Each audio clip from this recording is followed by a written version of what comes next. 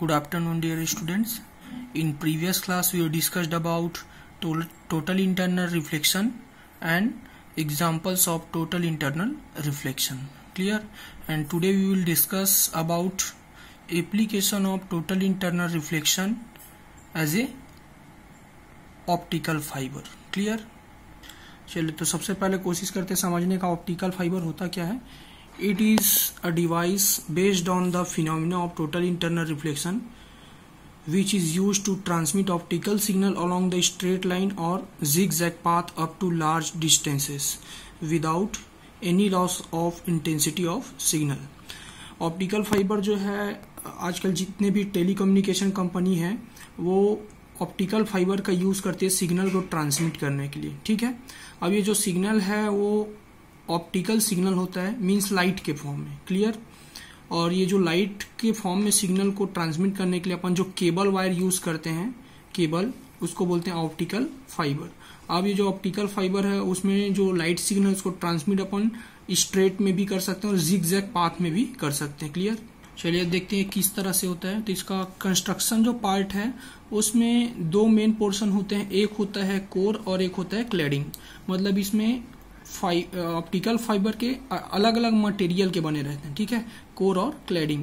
तो कोर और क्लैडिंग जो जिस मटेरियल से बने रहते हैं उसमें डिफरेंस क्या होता है? रिफ्रैक्टिव इंडेक्स का. कोर का रिफ्रैक्टिव इंडेक्स क्लैडिंग के रिफ्रैक्टिव इंडेक्स से ज्यादा होता है. मतलब ये बोल सकते हैं जो कोर है वो ऑप्टिकली ज्यादा डेंसर होता है as compared to cladding. Clear? अब देखिए यहाँ से अपन एक व्यू ले लिए, साइड व्यू. ठीक है, और ये इसका क्रॉस सेक्शनल एरिया है. अब यहाँ से क्या होगा, ये वाला जो पोर्शन है वो क्या है? कोर है. और इधर वाला आउटर पोर्शन जो है क्या है? क्लैडिंग है. ठीक है, अब यहाँ से देखिए जो रेस है वो ऐसे एंटर कर रही है. ये क्या है? Incident ray.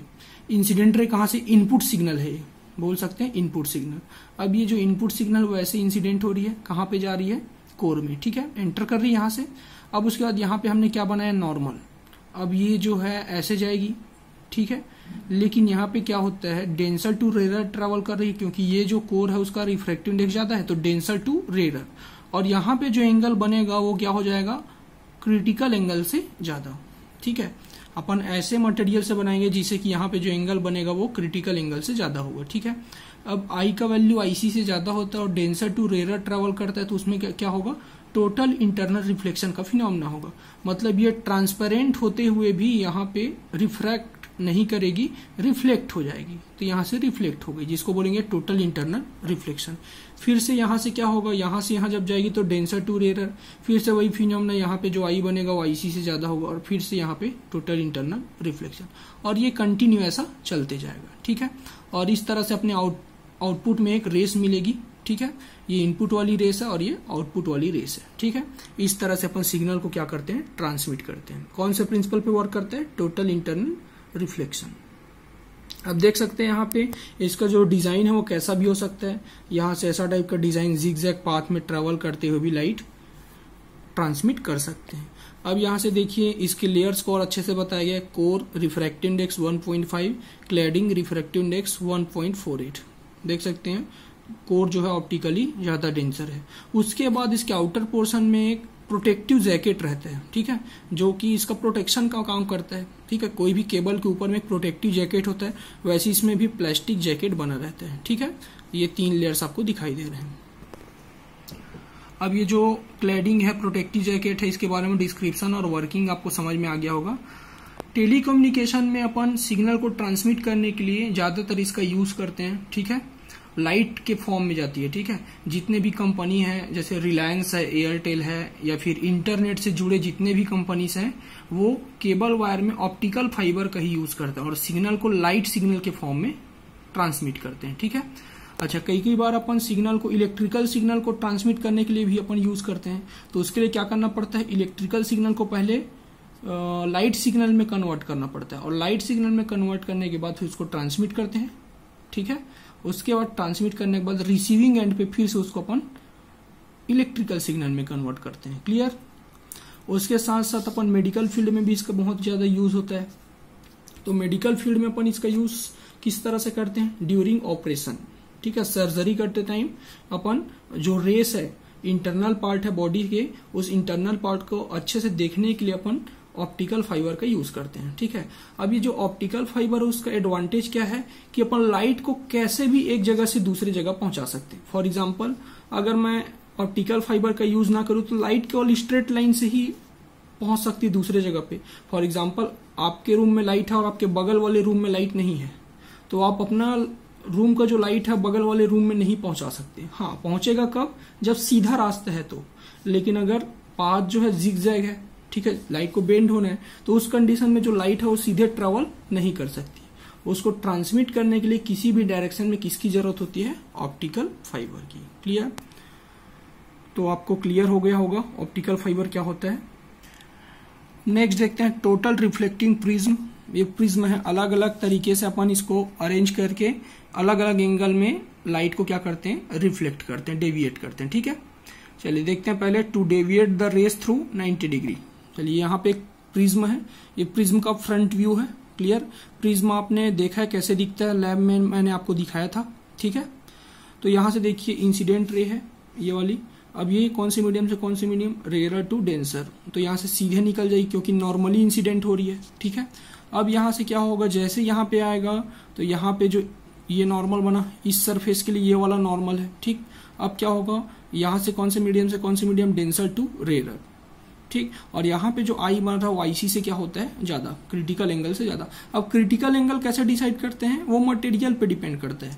अलग अलग मटेरियल के लिए क्रिटिकल एंगल अलग अलग होता है क्योंकि रिफ्रैक्टिव इंडेक्स अलग अलग होता है। ठीक, फिर ये रिफ्लेक्ट हो गई, रिफ्रैक्ट नहीं हुई, ट्रांसपेरेंट है फिर भी, टोटल इंटरनल रिफ्लेक्शन। अब देखिए ये जो रेस है वो 90 डिग्री क्या हो गई, डेविएट हो गई।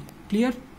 ठीक, वैसे ही अपन deflecting the rays through 180 degree भी कर सकते हैं। कैसे देखते हैं, ये देखिए यहाँ से फर्स्ट और सेकंड, अब प्रिज्म को रखने का जो तरीका है वो बदल गया है। ठीक है, प्रिज्म का रखने का डायरेक्शन चेंज हो गया है, ओरिएंटेशन चेंज हो गया उसका।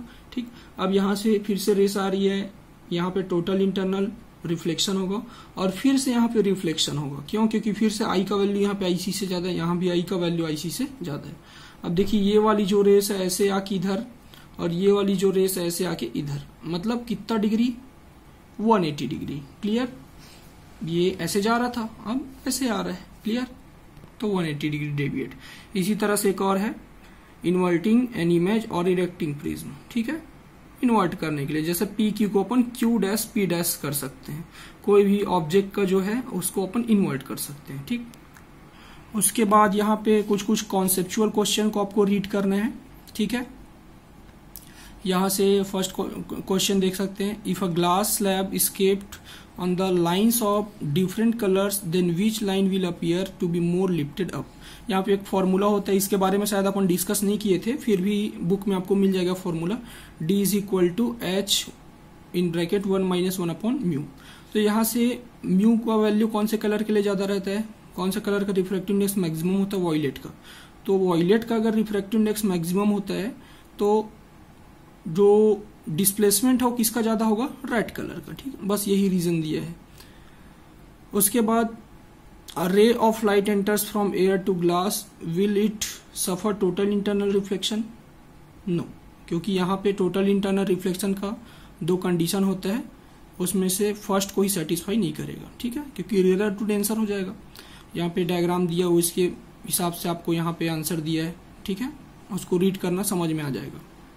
उसके बाद ये question number 5, a fish views fisherman obliquely whether fisherman appears longer और शॉर्टर। तो क्या होगा, लॉन्गर। ठीक है, क्योंकि अपन जब रेयर टू डेंसर देखते थे तो उसमें शॉर्टर दिखाई देता था, लेकिन अगर फिशरमैन को देख रहा है तो वो लॉन्गर ही दिखाई देगा। क्यों? क्योंकि उस टाइम पे मीडियम चेंज हो जाएगा, रिवर्स हो जाएगा। ठीक है, यहाँ पे और क्वेश्चन नंबर 7 देख सकते हैं, For the same value of angle of incidence, the angle of refraction in three media A, B, C are respectively 35, 25 and 15. In which medium the velocity of light will be maximum? ठीक, तो ये relation होते हैं, आप देख सकते हैं mu = sin I अपॉन sin R = C upon V। ठीक, अब यहां से देखिए एंगल जो है एक में 15, 25 और 35। तो ये फॉर्मूला जो आप पहले से जानते हैं, म्यू = sin I अपॉन sin R, स्नेल्स लॉ, और जो C/V वाला है वो फॉर्मूला भी आपको पता है। तो यहां से देखिए sin R और V में क्या रिलेशन है, sin R is directly proportional to V। ठीक है। तो यहां से बोल रहा है in which medium velocity of light will be minimum. तो जहां पे आर मिनिमम है तो वहां पे वी भी मिनिमम रहेगा। तो आर इसके लिए मिनिमम है, सी के लिए, तो सी में वेलोसिटी भी क्या रहेगा, मिनिमम। क्लियर। और जो भी कॉन्सेप्चुअल और परसेप्चुअल क्वेश्चन है उसको आप रीड कीजिएगा। जो भी क्वेश्चन आपको समझ में नहीं आएगा तो आप मुझसे कभी भी पूछ सकते हैं, ठीक है। उसके बाद ये जो न्यूमेरिकल प्रॉब्लम्स हैं उसके जो टिक लगे हैं क्वेश्चन नंबर 3, ठीक है, टाइप ए का क्वेश्चन नंबर 3 और 6, ठीक है। उसके बाद टाइप बी का क्वेश्चन नंबर 10, ठीक है, टाइप बी का क्वेश्चन नंबर 10। ये आपके लिए होमवर्क है, 3 क्वेश्चन, ठीक है। और आपको ऑनेस्टली इसको सॉल्व करना है, ठीक है। आप बुक का हेल्प ले सकते हैं बट सबसे पहले आपको खुद से ट्राई करना है। क्लियर। और मुझे सेंड करिएगा। Okay, thank you.